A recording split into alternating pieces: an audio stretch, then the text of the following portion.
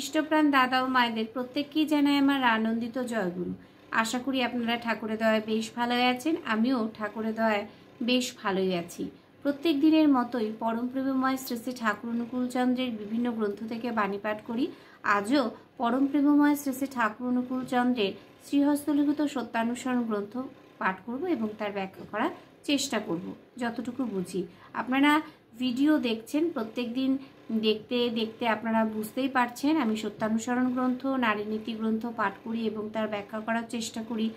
আবার এই ভিডিওগুলো আপনাদের ভালো লাগছে বলে সবার কাছে শেয়ারও করছেন। সত্যি কি বলে যে আপনাদের ধন্যবাদ দেব, সত্যি আমার বলার ভাষা নেই। তো জয়গুরু। আর একটা কথা আপনাদের কাছে বিশেষভাবে অনুরোধ, ভিডিওটা কেউ স্কিপ করবেন না। স্কিপ করলে আমি যে কথাগুলো বলছি তা সঠিক হচ্ছে কিনা সেটা কিন্তু আমিও বুঝতে পারবো না, আর আপনারা যদি ভিডিওটা স্কিপ করে যান তাহলে আপনারাও বুঝতে পারবেন না।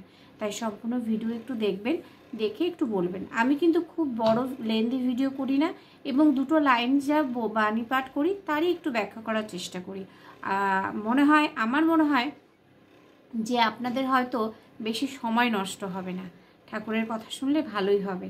তো জয়গুরু, কথার বাড়াচ্ছি না, শুরু করছি পরম প্রেমময় শ্রী শ্রী ঠাকুর অনুকূলচন্দ্রের শ্রীহস্তলিখিত সত্যানুসরণ গ্রন্থ পাঠ ও তার ব্যাখ্যা। অন্ধ হওয়া দুর্ভাগ্য বটে, কিন্তু যষ্টিচ্যুত হওয়া আরও দুর্ভাগ্য। কারণ যষ্টি অনেকটা চক্ষুর কাজ করে। কি করে? চক্ষুর কাজ করে। অন্ধ হওয়া দুর্ভাগ্য বটে। আমরা যদি কোনো কারণে অন্ধ হয়ে যাই সেটা কিন্তু দুর্ভাগ্য বটে, কিন্তু যষ্টিচ্যুত হওয়া আরও বেশি দুর্ভাগ্য। যষ্টিচ্যুত যদি আমরা হয়ে যাই তাহলে কিন্তু আরও বেশি আমাদের পক্ষে দুর্ভাগ্য হবে। কারণ যষ্টি কি করে? যষ্টি অনেকটা চক্ষুর কাজ করে। চোখ দিয়ে যেমন আমরা দেখি, আজকে যদি আমাদের কাছে চোখটাই না থাকে তাহলে কি আমরা পৃথিবীর কোনো কিছুই দেখতে পাবো না, পুরোটাই আমাদের কাছে অন্ধকার হয়ে দাঁড়াবে। সেই জন্যই বলছি যষ্টি অনেকটা চক্ষুর কাজ করে। স্কুলে গেলেই তাকে ছাত্র বলে না, আর মন্ত্র নিলেই তাকে শিষ্য বলে না। আমরা যদি স্কুলে যাই তখনই কিন্তু আমাদের ছাত্র বলবে না। স্কুলে আমরা ভর্তি হয়েছি ঠিকই, কিন্তু তার সঙ্গে তার সেই ঠিকমতো ক্লাস করতে হবে, ঠিকমতোভাবে পড়াশোনা করতে হবে, ঠিকমতোভাবে অনুশীলন করতে হবে এবং শেষে পরীক্ষা দিয়ে পাশ করে পরবর্তীতে শ্রেণীতে আমরা উঠতে পারবো।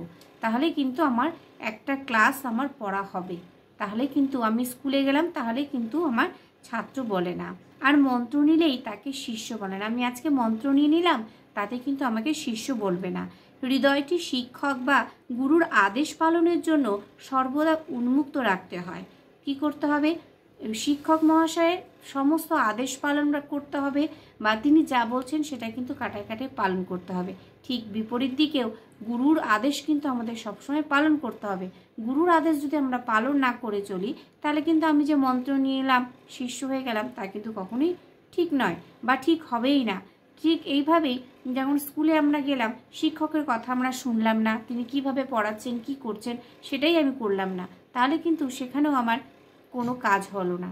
জয়গুরু। প্রত্যেককে আমি খুব অল্প সময়ে কথা বলি ঠাকুরের, কিন্তু আশা করি আপনাদের ভালো লাগে, আর বিশেষ করে সবার কাছে পৌঁছে দেওয়ার চেষ্টা করবেন।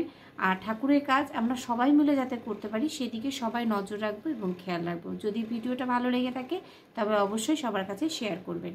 জয়গুরু। দেখা হচ্ছে পরবর্তী ভিডিওতে। জয়গুরু।